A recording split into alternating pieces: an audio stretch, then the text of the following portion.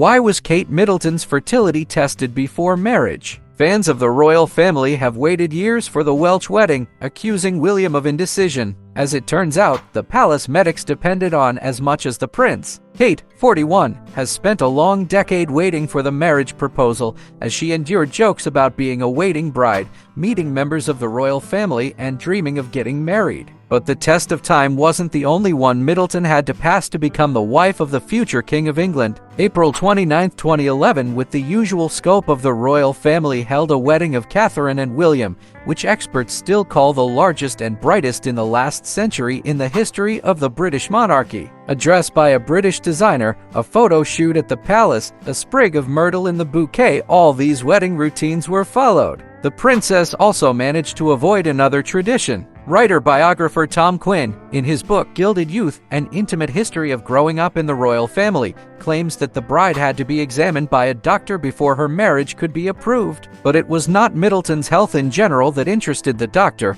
but the real question of whether she would give birth to an heir to the throne. Only Quinn did not mention at what stage of the relationship was the future wife of William undergone examination, before or after the engagement. In addition, it is not known whether all potential brides are examined or only future consort queens. It's likely that Meghan Markle has avoided this procedure, or she would have long ago narrated such a probably humiliating experience in an interview. The usual precautions. It's always done to see if the queen-to-be can have children. If Kate had fertility issues, there is no doubt that the engagement would have been called off, writes Quinn. Recall that it is William who is first in line to the English throne, so securing his heirs was important for the future of the monarchy. The author also reports on the wedding of then Prince Charles and Princess Diana in 1981 and notes that the Spencer-born also went through the same procedure. She subsequently gave birth to Princes William and Harry. Diana quite genuinely believed that her premarital examinations were due to the palace's desire to check her general health. Only later did she realize that what was really being tested was her ability to motherhood.